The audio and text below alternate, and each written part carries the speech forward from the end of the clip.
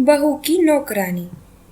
सरिता ने अपने बेटों के लिए चुन चुन के बहुएं लाई थी, लेकिन अफसोस गुण के मामलों में वो बहुत पीछे रह गई, क्योंकि उसके दोनों बहुएं सुंदर तो थीं, बिल्कुल उसके दो बेटों की तरह, लेकिन एक नंबर की लड़ाकू और कामचोर।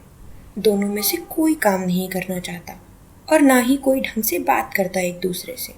सरिता की सुबह दोनों की नोक झोंक सुनते हुए होती और उसकी रात तक नोक झोंक चलती ही रहती थी। सरिता अपनी दोनों बहुओं की नोक झोंक से एकदम परेशान हो गई थी, लेकिन कर भी क्या सकती थी, घर तो उसी का था, जाती भी तो कहाँ। ऐसे ही एक सुबह सरिता की बड़ी बहू रमा छोटी बहू पिंकी से कहती है, पिंकी, तुम्हें जरा सी भी शर्म नहीं आती? तुम्हें पता है मेरे बच्चों के स्कूल का टाइम हो गया है, तो तुम नाश्ता नहीं बना सकती हो? अभी उन्हें लेट हो जाएगा तब। भाभी, आपके बच्चे हैं तो नाश्ता आप बनाओगी, मैं क्यों बनाऊं नाश्ता? अच्छा, ये बात है। जब मैं और तुम की बात आ ही गई है तो बता दूं, नाश्ता तो मैं बना लूंगी, लेकिन खबरदार जो तुमने उसमें से हाथ भी लगाया। मेरे बच्चों के लिए नाश्ता मैं बनाऊंगी तो सिर्फ मेरे बच्चे ही खाएंगे और कोई नहीं खाएगा। ये क्या बात होती है भाभी? नाश्ता तो सबके लिए बनता है ना। जब तुम कह रही हो कि मेरे बेटे हैं तो मुझे नाश्ता बनाना चाहिए, तो सिर्फ मेरे बेटे ही नाश्ता करेंगे। इस तरह सरिता के दिन की शुरुआत होती है। पूरा दिन बहू एक दूसरे से मुंह बनाकर घूमती रहती हैं। शाम को खाने के वक्त, अरे रमा बहू, खाना कब बनेगा? माँ जी, खाना मैं तो नहीं बना रही हूँ। सुबह का नाश्ता मैंने बनाया था, सुबह का खाना भी मैंने बनाया था। अब इस टाइम पिंकी खाना बनेगी। बहुत हो गए तुम लोग का नोक-झोंक। चुपचाप किचन में दोनों लोग जाओ और मिल के खाना बनाओ, वरना दोनों को घर से निकाल दूंगी। बड़ी बहू पैर पटकती हुई किचन में जाती है और खाना बनाने लगती है। आज तो माँ जी की वजह से मुझे किचन में आना पड़ा, लेकिन मैं देख लूंगी इस पिंकी की बच्ची को। तभी पिंकी किचन में आती। दीदी, कोई हेल्प चाहिए तो बताओ ना। हेल्प? तुम्हें खाना बनाना था, माँ जी की वजह से मैं खाना बना रही हूँ। इतना ही काम चोरी करनी है तो नौकर रख लो ना। लेकिन नौकर भी कहाँ से रखोगे? तुम्हारे पति की मुट्ठी भर कमाई जो आती है। एक तो पूरा घर मेरा पति चलाता है, राशन से लेके हर सामान तक, उसके बाद काम भी मुझे ही करना पड़ता है। ऐसा क्यों बोल रही हो? मैं और मेरे पति भी तो सारा काम करते हैं। आपके बच्चों को स्कूल से ले आना, राशन ले आना, सामान ले आना, सब कुछ मैं ही और मेरा पति तो करते हैं। ये क्यों भूल जाती हो आप? ये सारे काम तो मैं नौकरानी रख के भी करा लूँ। तुम्हारे रहने ना रहने से मुझे कोई फर्क नहीं पड़ता। आपने बहुत बड़ी बात कह दी दीदी। मैं नौकरानी के बराबर हो गई। देवरानी का मुंह बन जाता है और चुपचाप अपने कमरे में चली जाती है, जहाँ उसका पति आराम कर रहा होता है। सुनिए जी, आपके पापा की छोटी सी दुकान छोड़ के कोई बड़ा बिजनेस क्यों नहीं करते हैं? बड़े भैया को देखिए, पापा की दुकान छोड़ के अपना खुद का बिजनेस कर लिया और आज इतने पैसे कमा रहे हैं, जिसका ताना मुझे रोज सुनना पड़ता है। एक भी दिन ऐसा नहीं जाता जिस दिन बड़ी भाभी मुझे ये ना सुनाए कि मेरा पति कम कमाता है और उनका पति ज्यादा, और घर का पूरा खर्चा उनका पति दे रहा है। अरे तुम क्यों भाभी की बात का बुरा मानती हो? भाभी दिल की बुरी नहीं है, गुस्से में बोल देती होंगी, इतना नहीं लेते हैं दिल पे हर बात को। छोड़ो, जाने दो और मेरे लिए एक कप चाय बना के ले आओ। अगली सुबह रमा अपने घर में एक नौकरानी ले आती है। सुन शांता, तुझे घर का झाड़ू, पोछा, बर्तन और खाना बनाना है, और मेरे बच्चों के लिए सुबह सुबह नाश्ता भी तैयार होना चाहिए टाइम पे। जी मालकिन। शांता आ तो जाती है, लेकिन सरिता को पता था ये बहुत दिन तो टिकेंगी नहीं, क्योंकि इन दोनों की नोकझोंक सुन के सरिता का मन नहीं करता था, तो ये शांता कहाँ टिकने वाली थी। बट शांता भी कम नहीं थी। अगली सुबह किचन में शांता खाना बना रही थी, तभी पिंकी आती है। सुनो शांता, मेरे लिए हरी वाली चटनी बना देना, माँ जी को भी बहुत पसंद है और मुझे भी।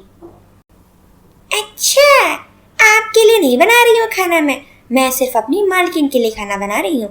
आपको चाहिए तो खुद बना लो। अरे इतनी बदतमीजी से बात कर रही हो, भूलो मत इस घर की नौकरानी हो तुम। शांता को मौका मिल जाता है। वह रोती रोती रमा के कमरे में जाती है और मसाला लगा करके सारी बातों को बता देती है। रमा दीदी, मैं यहाँ पे काम इसलिए नहीं करने आई हूँ कि मेरी बेइज्जती की जाए। पिंकी दीदी ने मुझे 2 कौड़ी की नौकरानी बोला। मैं इस तरह से यहाँ काम नहीं कर पाऊंगी, मुझे मेरा हिसाब कर दो, मुझे अपने घर जाना है। पिंकी की इतनी हिम्मत? अभी बताती हूँ, चल मेरे साथ। पिंकी, तुम्हारी हिम्मत कैसे हुई शांता को ऐसे 2 कौड़ी की नौकरानी बोलने की? तुम्हें बोलने की तमीज नहीं है क्या? और अगर इतना ही घमंड है ना तो खुद नौकरानी रख लो अपने पति के पैसों पे। और या तो अपने पति से बोल दो थोड़ा ज्यादा कमाए ताकि तुम नौकरानी रख पाओ, और या तो अपना काम खुद किया करो। मेरी नौकरानी पे रौब जमाने की कोई जरूरत नहीं है। पिंकी को इस बात का बहुत बुरा लगता है कि उसकी बड़ी भाभी ने उसे नौकरानी के सामने इस तरीके से जलील किया। अब रोज सुबह पिंकी चुपचाप उठ अपना खाना बनाती, नाश्ता बनाती, झाड़ू पोछा करती और अपने कमरे में चली जाती। वह बड़ी भाभी से बात नहीं करती है और ना ही अपनी सास से। सास ये सब कुछ देख रही होती है। एक दिन सरला शांता से कहती है, अरे शांता, मेरी पैरों में बड़ा दर्द हो रहा है, जरा दबा दे और मालिश कर दे अच्छे से। ए बढ़िया, यहाँ पे मैं तेरे लिए नहीं काम करती है। मेरी मालकिन जितना कहेगी मैं उतना ही करेगी। तो अपनी छोटी बहू से करा ले जो कराना है। तुम्हारी इतनी हिम्मत, जरा सी बोलने की तमीज नहीं है। कुछ दिन में चुप क्या रह गई, तुम तो सर पे चढ़ गई। अभी रुको, बुलाती हूँ मैं रमा को। सास रमा को बुलाती है, उसके पहले ही शांता रोते रोते रमा के कमरे में पहुंच जाती है। रमा दीदी, मेरा आप हिसाब कर दो। मैं रोज आपसे यही कहती हूँ लेकिन आप सुन नहीं रही हो। मेरा हिसाब कर दो, मैं यहाँ पे ऐसे काम नहीं कर पाऊंगी। आपकी सास मुझे इतना बुरा भला बोल रही है और कह रही है कि अगर तुम यहाँ से नहीं गई तो तुम्हारी मालकिन को भी भगा दूंगी।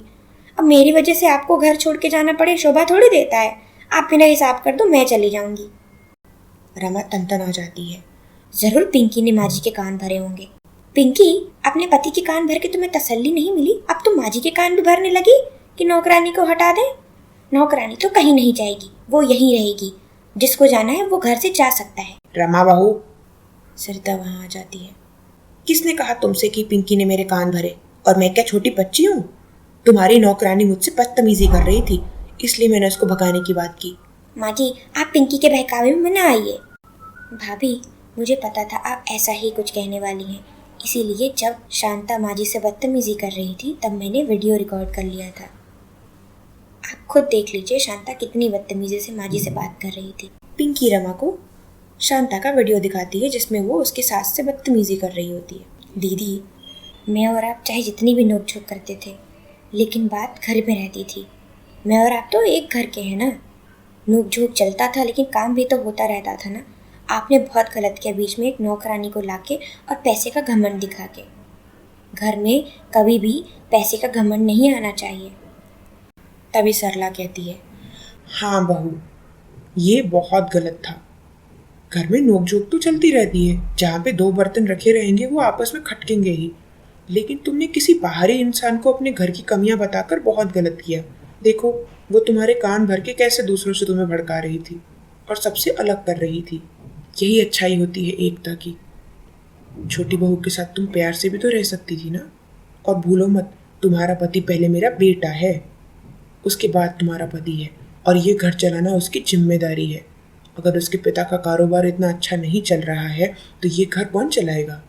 घर के बेटे ही तो चलाएंगे। और जब घर का बड़ा बेटा अच्छा कमा रहा है तो वही तो घर चलाएगा। इसमें किस बात का घमंड है? अब रमा को सब समझ में आता है। माँ जी, आप बिल्कुल सही कह रही हैं। आगे से मैं ऐसा बिल्कुल नहीं करूँगी और पिंकी को अपनी छोटी बहन की तरह रखूँगी। इस बार के लिए मुझे माफ़ कर दीजिए। और नौकरानी वहां से दुम दबाकर निकल जाती है।